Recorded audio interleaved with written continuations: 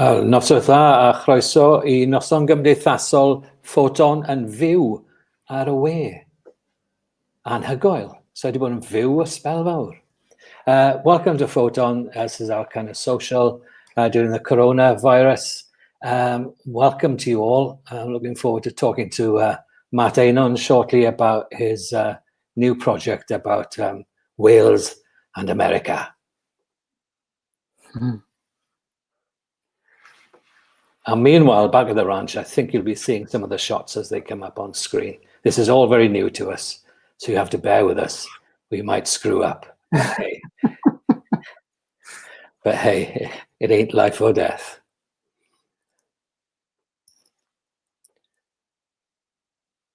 Well, Matt, we might as well have a chat while we're waiting. Yeah.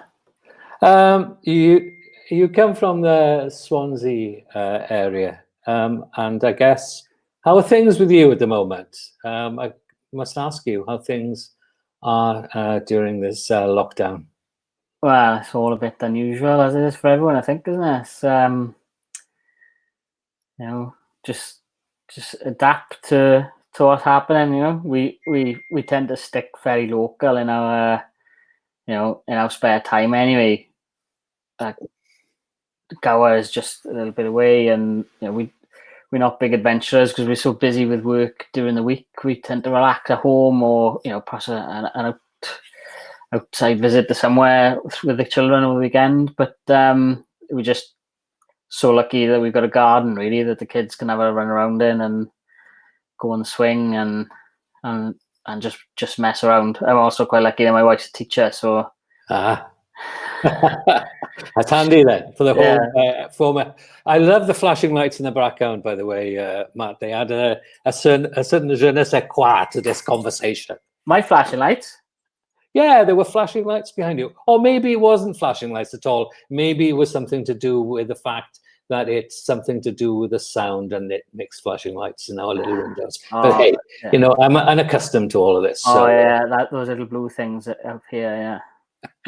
Anyway, let's move on. You, I think, just as a matter of introduction, there's Matthew Eynon and Grand Onion, which is a wonderful title, and there's me, Emyr Young, and of course, running the whole thing in the background is the wonderful Brian Carroll. Without Brian Carroll, none of this would happen. Believe me, he's a genius. Okay, I think we're going to view some of the slides. You've sent us 15 slides in, and we'll take a look. Speeding cars, yeah, well, very Americana. What sort of car is that? I think it's a Mustang. Ah, yes, with a flashing horse on the front. Wonderful. And I think that's a Ram. And this one? That's on Kilvey Hill in Swansea, that is. Ah, right.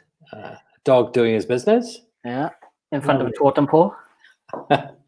And where did Swansea Llandarcy Academy of Sport in Llandarcy in Swansea? Mm-hmm. Just going to open my door to my shed because it's boiling in it.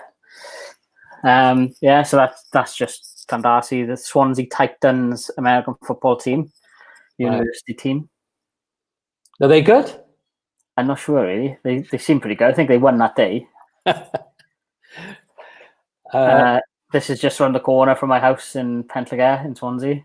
Right.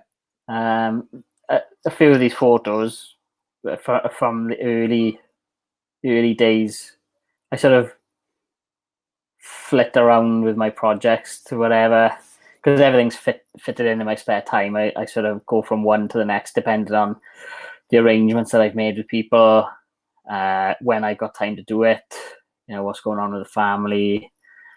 All those factors sort of come into it, and sometimes it's just serendipity.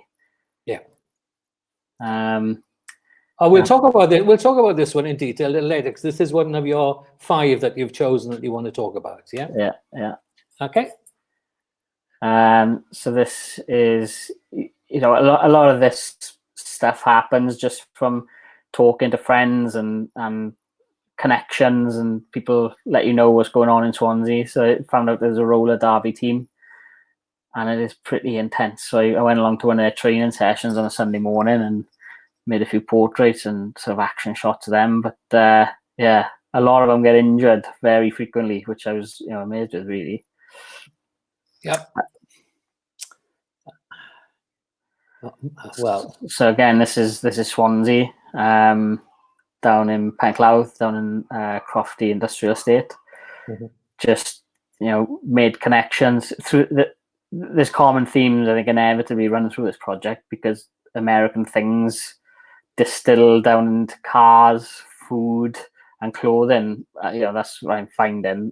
But I'm also trying to find things of interest that don't fall into those categories as well. But this is a car enthusiast. It's got loads of American cars. He called that the creeper van, the Dodge van on the right, which I found quite funny. Yeah, creeper van. Yeah, well, okay.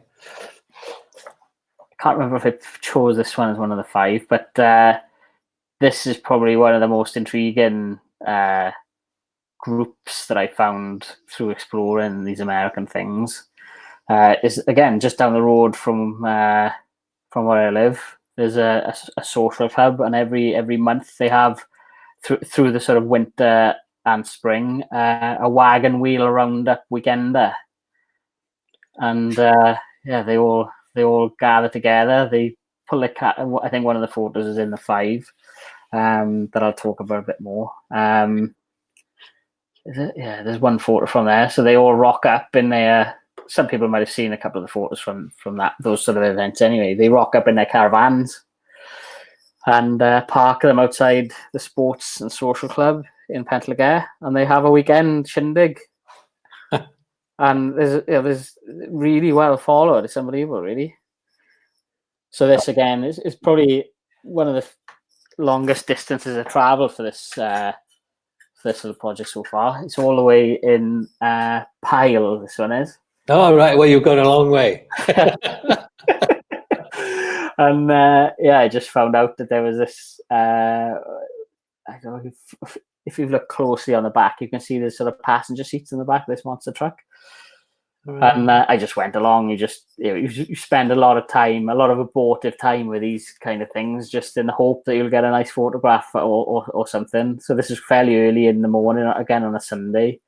And they were doing this event, and they were taking people around the car park for thrills, for like a tenner or whatever. And to me, the shot that I took, I don't take many photos when I go shooting. I probably took that day 10 and packed up and went home. Mm-hmm. But this one, just I liked it because it looks like the car, the monster truck is just like it's in Pyle Garden Centre car park, and it just looks like he's just had enough and just smashed the car up, and he's on his way home. Wonderful.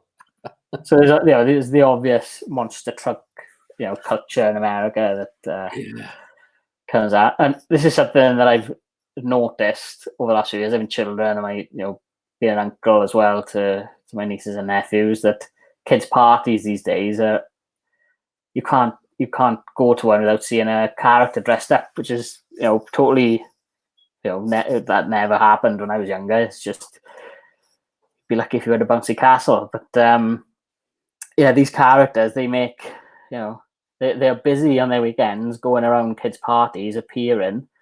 Like one day I was driving on the M4, and one not these two, but one passed. I passed one they were driving on the inside lane in character on the M4, and the Elsa was smoking a fag as they were going along in the slow lane. And I was just like, why couldn't I have been the passenger? Because I had my camera. I was driving, and but I was like, right, that's got to form part of this project. Is the characters. So this one again is just Llanryddion down in North Gower. My niece's birthday. I knew they were going to be there, so I just made sure I had my camera and grabbed them at the end. These photos, they may seem, I don't know, prearranged or something, but I just take any opportunity I can where I know something's going to fit. If there had been someone religious there that day, I would have taken a photograph of them. But so this is one of the camper vans, the caravanettes that turn up to the wagon wheel roundup weekenders. And this lady, she's quite willing. She was dressed in a civvies really when I got there, but I took a large format camera down with me as well, it is absolutely a monster of a thing. So I did have an idea to do some photos of these people on the large format. I still got the films, they're exposed but just not developed. And I've just seen she was quite willing to go in. She changed into her like period dress for me and just came out, and I was just like, the reds and if you substituted that for like a wagon in the Wild West, I think it would look of the time, But this is again just down the road in Pentlegare. Right. So just a quick sort of a quick question, Matt. With these people, is it your intention to follow up with these people to go and see? Because obviously they go to different events, and they must go to different events throughout Wales. Is it a desire photographically for you to follow them at all? Possibly, but I think I might mention a bit later, but I think all these little series that I'm doing on subcultures or groups, I think what they enable me to do is get perhaps 2 or 3, what I think are decent photographs of each little sector of our society. And it's just a reason for me to, if you said, document people in Wales in the 21st century, it's like a mammoth task. Yeah. Your name would probably have to start with August and end with Sander if you were going to do it. Yeah. But this is just a way of compartmentalizing, I suppose, what I'm trying to do in a longer sense. I may follow it up like these two. Oh, this is a cracker. I love this photograph. So again, this is that weekend. So I got some great photographs. So they're all really willing to have their photographs taken, which is really it's a good thing for me. So I asked these again. I wasn't feeling great on this weekend. It's a weekend back in October. I wasn't feeling very well, but I persevered to get these photographs, and he said, take the next photo. So this is one taken on my normal camera with 50mm lens, but I took one as well on the large format camera. And he said, hang on, let me get my gun. So it's like and he was quite willing to like show off his gun on his side, and I just quite like this with the Sky Sports background. It's obviously like a UK pub, and I can't remember if it was this couple or another couple, but when I posted the photograph, Roger Tiley said that he knew them because they were from the valley that he's been documenting for his film. It's okay. And I thought that was quite I guess you get to talk to these people. Do they go to America a lot? Do they, or do they just pick up all their information from television and what have you? Well, I think a lot of it is this reverse osmosis. Right. This scientific sort of phrase I've got for it. It's the backwash of culture from obviously Europeans discovered and not discovered. America's already there, and there's American people living there, but yes, found what they call modern America and adopted a lot of Welsh place names and Welsh customs, like Patagonia and those sort of places as well. And these people, perhaps they might have been to America. I'm sure a few of them have, but they probably would have only experienced like the tourist elements of it. They wouldn't have lived an American life. And most of the stuff is what is fed back through the TV and media and stuff like that. So and country and Western music, I guess, as well. And there's a sort of naivety to it as well, because one of my best friend from school, Phil, he lives and works in Rhode Island in America, and when I showed him a couple of the photos, he was surprised because of the Confederate flag was used quite heavily, and they decorate the room, and they got the Confederate flag with photos of Native Americans on it, and in in American culture, those images are sort of taboo, really. These days they are. They're not.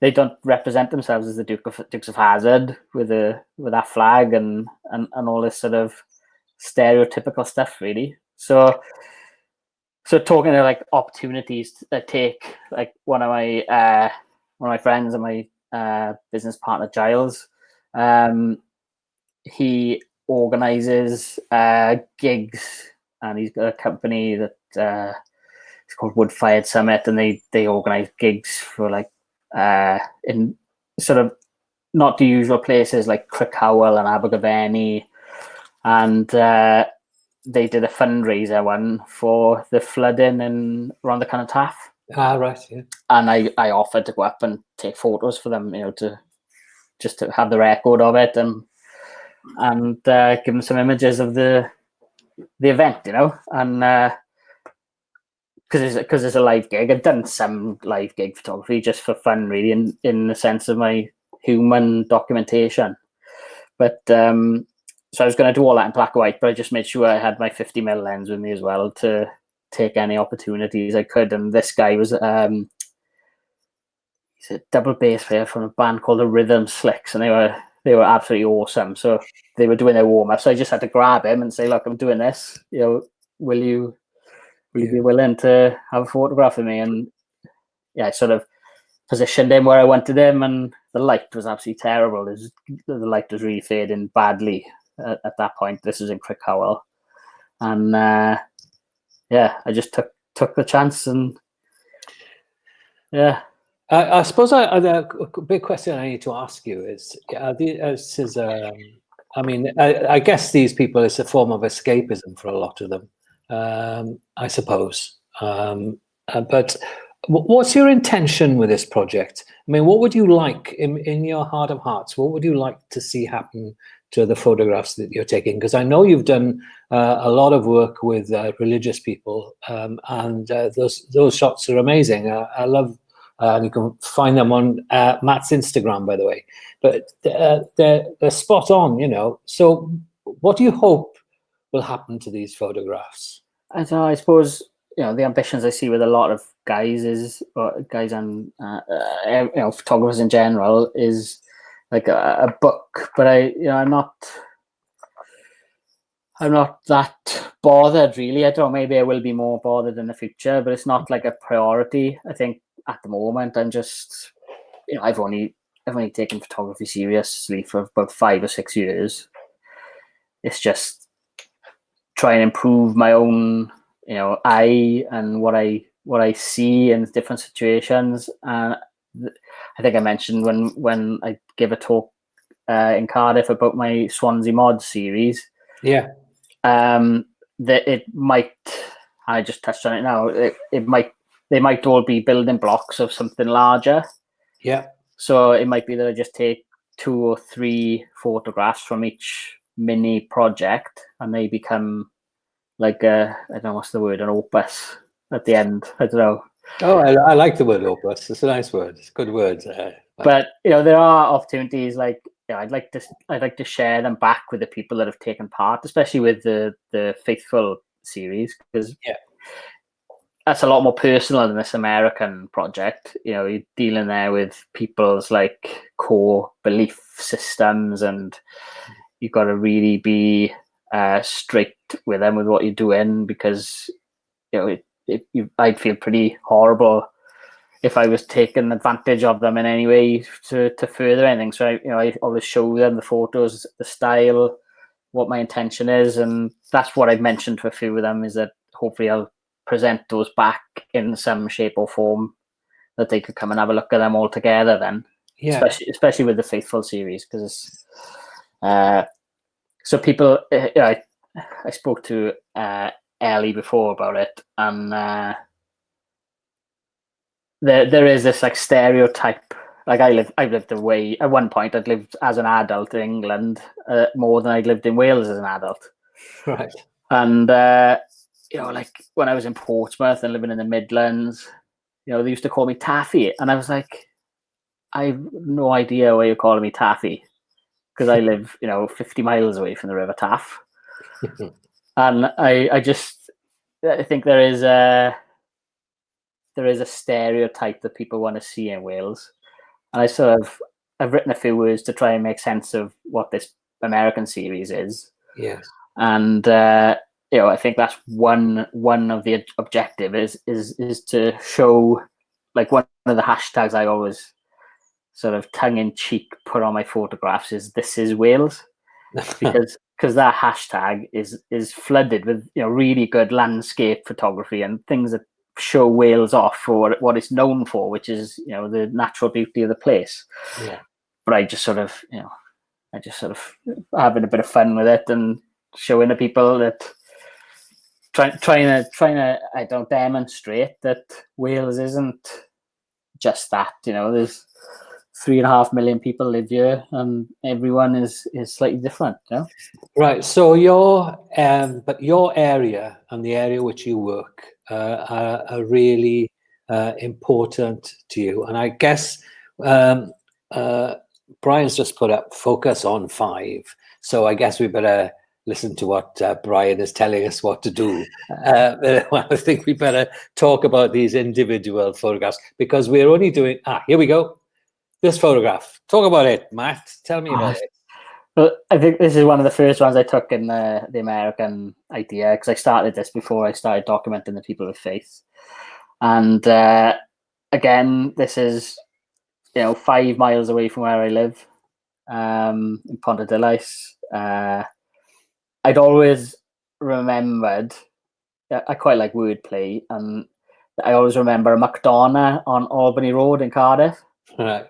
And I was like, I'll have to eventually get up there and take a photograph of that place. And then I remember, I drove through Bont one day, and it was like an epiphany when I saw it, because you just drive past things and don't notice a lot of the time. I noticed that there was a McDonagh in Bont, so I sort of jumped out of the car, and then I took this photo. I was getting my camera ready, and this woman in the red coat walked past, and I just, again, probably 3 photos, and I was back in the car and I was away. I'm not one to stand and wait for a long time or hunt them down. I thought, well, there we are. That's job done. I'll get home. A lot of it as well is driven by the fact that I haven't got a lot of spare time to wait. And I think, like, I met Matt Stewart, the photographer, last year, and I think he said, like, is the 3 Fs. You find, you follow, or there's a fuck moment where something just happens in front of you. Sorry for language, but bleep bleep.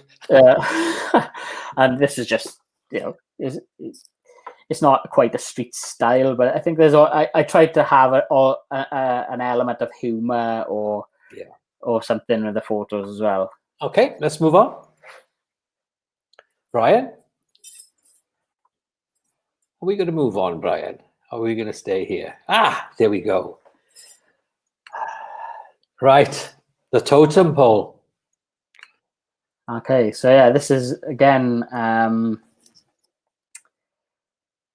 local photograph. It was a day I was going to watch swans, and I'd found out that there was a totem pole on Kilvey Hill in Swansea, which is like not really the sort of place you just go meandering around with camera equipment, because it can be. I'm surprised this totem pole hasn't been burned down, to be honest. But I had a little walk up to where I thought it was, and always like when you're bumbling around with like a camera bag and whatever in these places, you just get some really weird looks. And I found the totem pole. I was like, there's not much really going on here. The light was absolutely terrible that day, so I was like, what should I do? I thought I'd just get my camera out, get ready to take a photograph. And literally as I was getting my camera out, this like husky looking dog just came along and did what he was doing there. And again, there's probably 2 or 3 photographs. Give a smile and a wave to the dog owners who were like absolutely mortified that the dog had just walked into the frame and done that. But there's no model release or anything for it needed, so I just give him a wave and walk back down the hill. Right. You've talked about this a little bit, and I remember because I was spent my youth, my early teenage life in Morriston in Swansea. So I knew Llandarcy, and Llandarcy, for those who don't know, it used to be an oil refinery, really. And you could smell Llandarcy from 50 miles away. But the whole place has changed now, and it's become I know there are houses built there, etc. Tell me a little bit about this. Where Yeah, so this is the Academy of Sport where the Ospreys train and spend a lot of their time in the days, and yeah, they've just got a nice pitch. They've got a series of nice pitches there, but this is just one I've done a bit of research, found out about the Swansea Titans, and I thought, I'll go along, and it was typically, this is what happens. I found out about it like about 12:30 on a Sunday. The date popped up, and it was like, right, that's today. All right, that's in an hour. So my wife's pretty understanding. She just I say, is it all right if I go? And she goes, yeah, it's fine. And then I just spend a couple of hours out on a Sunday afternoon doing what I want to do. Is it's selfish in a way, but I just try to make up for that time and trying to get a decent photograph, and yeah, I probably waited around for about 40 minutes just watching the game. I've always been interested in American football anyway, so I understood what was going on, and just snapped. I got a couple of portraits as well, but they weren't really that great. The light wasn't great that day, but when I came back, I just liked this. Obviously, there's the obvious, which is it's a game of American football, but I try to do something photographically as well. And it's the line going through his legs with the lines in his trousers and his top. For me, that is interesting in that photograph. So yeah, cool. I'm gonna chuck you some questions that have come in on YouTube.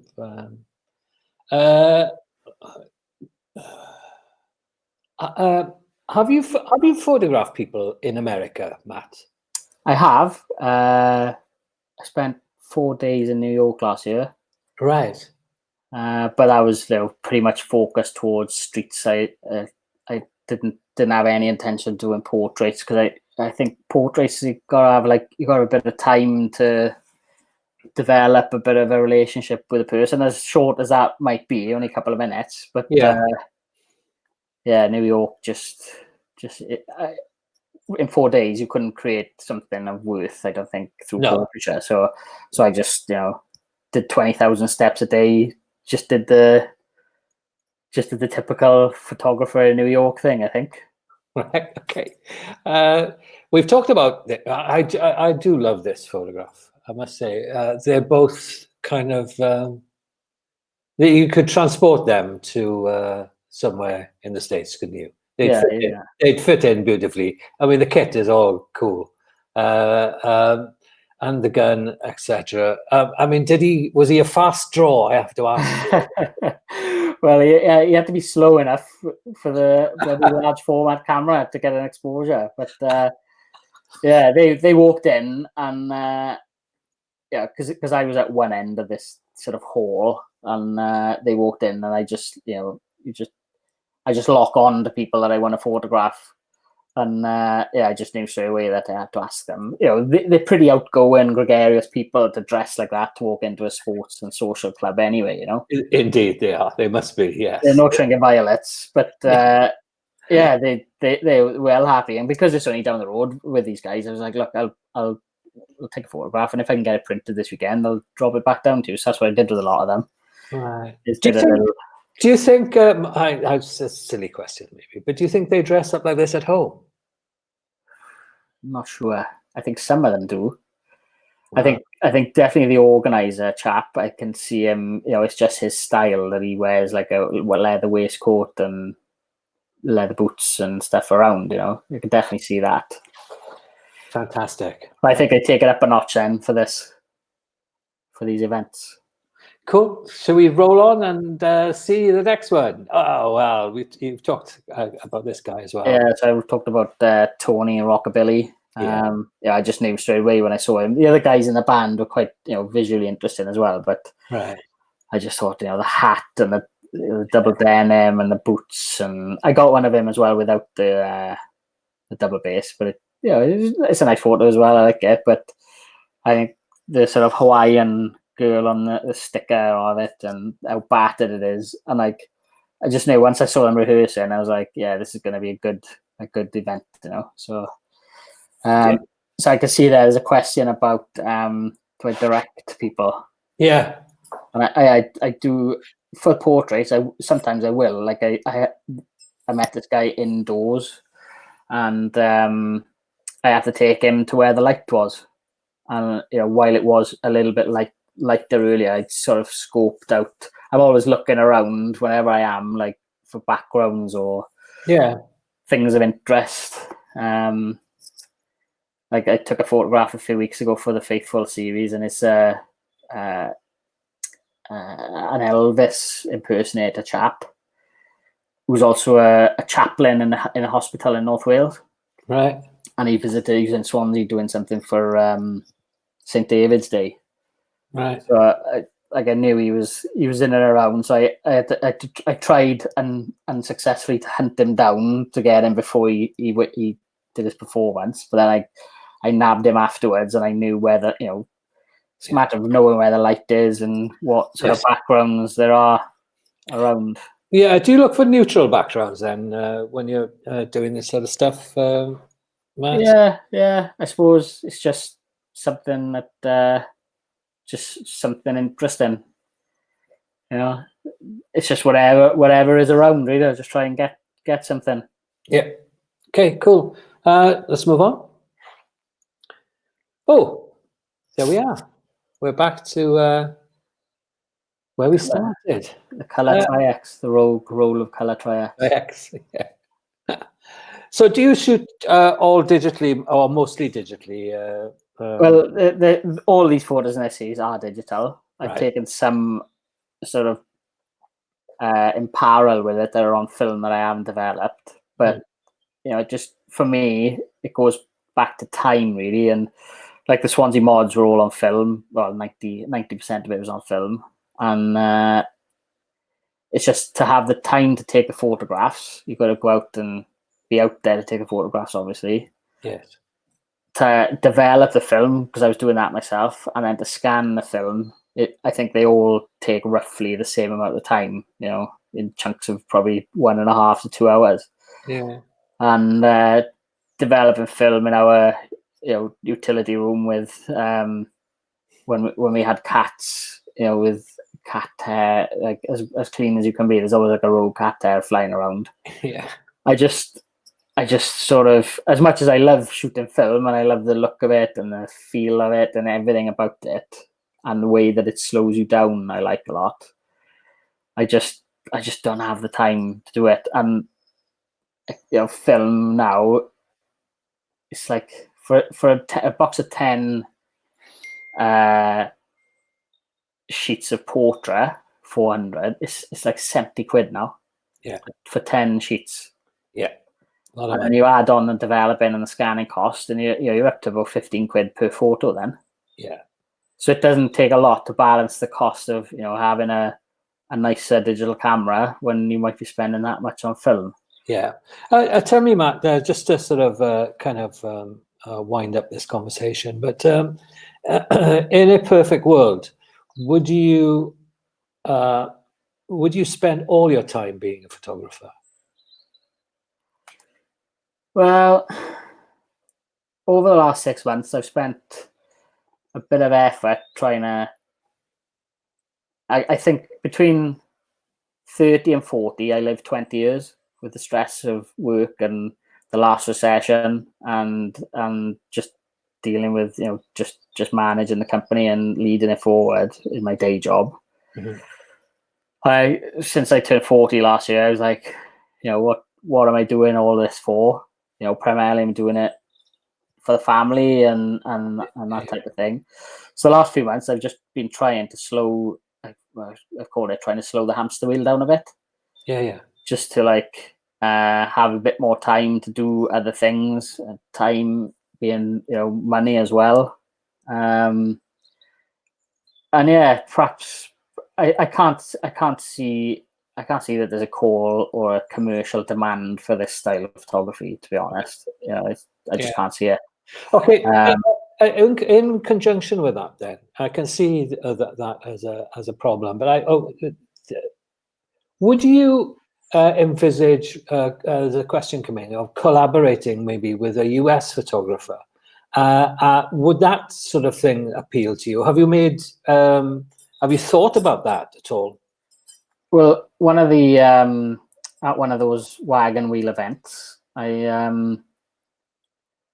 met one of the ladies, because this was probably the first time I went there, because I've been there quite a few times now, so they recognized me. I went on a Friday night and I went back on a Saturday night. And on the Saturday, I can't remember the name of it now, but one of the older ladies there gave me a copy of the Welsh newspaper they publish in America. Yes. And my thoughts are that perhaps not so much collaborating with a US photographer, but going over there myself at some point and spending a bit of time to do the reverse. Yes. To see, where the Welsh influences are. Well, you'll go there and you'll find an Eisteddfod, of course, and the chairing the bard and choirs and the Welsh flags and people dressed up in Welsh costume.